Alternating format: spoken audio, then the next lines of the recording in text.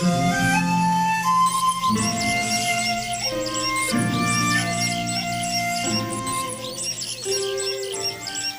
Lord. పరిశుద్ధుడైన యేసుక్రీస్తు వారి నామంలో అందరికీ వందనాలు. ప్రభు యొక్క కృపను బట్టి మరొక నూతనమైన దినంలోకి అడుగుపెట్టి ఈ విధంగా దేవుని యొక్క మాటలను వినగలుగుతున్నాము. మరొక రోజున ఆయన్ని స్తుతించగలుగుతున్నాము. అందుని బట్టి ఎంతగానో దేవుని స్తుతిస్తూ ఉన్నాను. ఈ రోజున దేవుడు మనకు అనుగ్రహించిన వాక్య భాగాన్ని చూద్దాము. సామెతల గ్రంథం 2వ అధ్యాయము 7వ వచనము. Proverbs chapter 2:7. ఆయన యథార్థవంతులను వర్ధిల్లజేయును, యుక్త మార్గమున తప్పక నడుచుకొను వారికి ఆయన కేడముగా నున్నాడు. He stores up sound wisdom for the upright, he is shield to those who walk in integrity. దేవుడు ఈరోజు 2 విషయాలు మనకి జ్ఞాపకం చేయడానికి ఇష్టపడుతున్నాడు. ఆయన మనల్ని వర్ధిల్లజేస్తాడట. అంత మాత్రమే కాదు, ఆయన మనకి కేడముగా ఉంటాడు అని. దేవునికి స్తోత్రం. ఈరోజు నువ్వు ఏ యొక్క పరిస్థితుల్లో వర్ధిల్లాలనుకుంటున్నావు?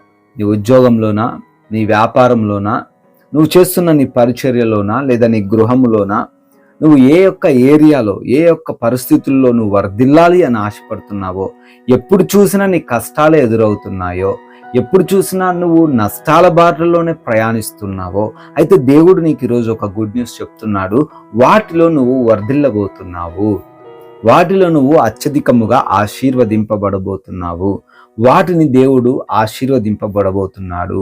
నువ్వు ఎక్కడైతే కాలు పెడుతున్నావో, నువ్వు దేనినైతే పట్టుకుంటున్నావో అది వర్ధిల్లబోతుంది. ఇక నీ శత్రువులు నిన్నేం చేయలేరు, వారి ఆలోచనలు నిన్నేమి చేయలేవు. నీకు విరోధముగా రూపింపబడిన ఏ ఆయుధము కూడా వర్ధిల్లదు. హల్లెలూయా. నువ్వు వర్ధిల్లాలంటే నీకు రివర్స్గా ఉన్నది, నీకు ఆపోజిట్గా ఉంది, నీకు యాంటీగా ఉన్నవి వర్ధిల్లవు. They will fall down. వాళ్ళు పడిపోతారు, కానీ నువ్వు హెచ్చించబడతావు. 2 మాట ఏంటంటే అంటే ఆయన నీకు కేయడముగా, ఇట్ ఈజ్ ఎ షీల్డ్. పోలీసులు లేదా యుద్ధం చేసేవారు ఒక షీల్డ్ని ముందుగా పెట్టుకుంటారు. ఎందుకంటే ఆ ఎదుట నుంచి వ్యక్తులు విసిరే రాళ్ళు కావచ్చు, బాణములు కావచ్చు, అవి తగలకుండా ఒక షీల్డ్గా వారు ఒకటి పట్టుకుని వెళ్తూ ఉంటారు. అదేవిధంగా దేవుడు నీకు షీల్డ్గా ఉంటాడట. He is your shield. Hallelujah. నీ పైకి విసురుతున్న ఎటువంటి భయంకరమైన బాణములైనా, ఎటువంటి నిందల వంటి రాళ్ళైనా, ఎటువంటి దురాత్మ క్రియలైనా, ఎటువంటి అవమానాలైనా, ఎటువంటి సమస్యలైనా అవి నీ పైకి రాకుండా దేవుడు అడ్డుగా ఉంటాడు. దేవుడు నిన్ను రక్షించబోతున్నాడు అని ఈ మాటలు ఈరోజు జ్ఞాపకం చేస్తున్నాడు. అయితే ఆయన ఏమంటున్నారు అంటే, ఎవరైతే ఆయన మాట వింటారో, ఎవరైతే యథార్థవంతులుగా ఆయన చెప్పినట్లుగా నడుచుకుంటారో వాళ్ళ జీవితంలో మాత్రమే ఇది సాధ్యము అని. హల్లెలూయా. మరి నువ్వు అలా జీవిస్తే నీకు వర్ధిల్లుతావు. అలా జీవిస్తే నీకు దేవుడు కేడంగా కూడా ఉంటాడట. మనం అలా జీవించగలుగుతున్నావా? కొన్నిసార్లు బహుశా తప్పిపోతున్నావేమో. ఈ లోక ఆశలకు లోబడుతున్నావు.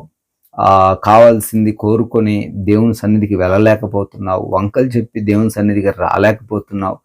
ఎన్నో రీజన్స్ ఉండొచ్చు. నువ్వు వర్ధిల్లపోవడానికి కొన్నిసార్లు నువ్వే కారణం కావచ్చు. కొన్నిసార్లు నీ మీద నిందలు రావడానికి, కొన్నిసార్లు నీ పైన దోషాలు జరగడానికి కొన్నిసార్లు నువ్వే కారణం కావచ్చేమో. దేవుడు జ్ఞాపకం చేసుకోమంటున్నాడు.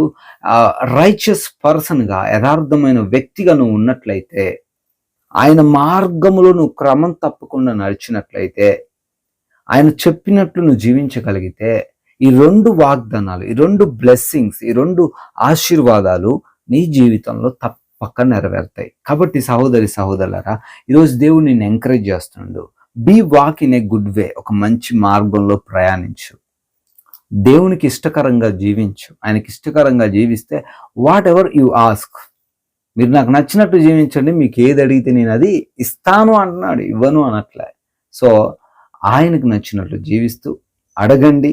నువ్వు ప్రతి విషయంలో వర్ధిల్లుతో ఆశీర్వదింపబడతావు. ఆయన నీకు రక్షణగా ఉంటాడు. ఈ మాటలు దేవుడు దీవించును గాక. ప్రార్థిస్తాను. కృపగలిగిన వందనాలు అయ్యా తండ్రి. మీరు తండ్రి చెప్పిన విధంగా మేము జీవించగలిగితే మా జీవితంలో మేము అద్భుతమైన ఫలాలు చూస్తామని, ప్రతి విషయంలో వర్ధిల్లుతామని, మా విరోధులు, మమ్మల్ని హింసిస్తున్న బాధిస్తున్న వ్యక్తులు మమ్మల్ని ఏమి చేయలేరని, ప్రతి ఒక్క అవమానాన్ని ఆశీర్వాదంగా మారుస్తారని మాట్లాడుతూ వచ్చినందుకు స్తోత్రాలు. ఎవరైతే బిడ్డలు ప్రార్థనలు ఏకీభవిస్తున్నా వారి జీవితంలో యొక్క బలమైన వాగ్దానాన్ని స్థిరపరచండి. అనారోగ్యంతో ఉన్నారు తండ్రి, వారికి ఉన్న బాధల నుంచి, వ్యాధుల నుంచి, వారికి ఉన్న బలహీనతల నుంచి స్వస్థత దయచేయండి.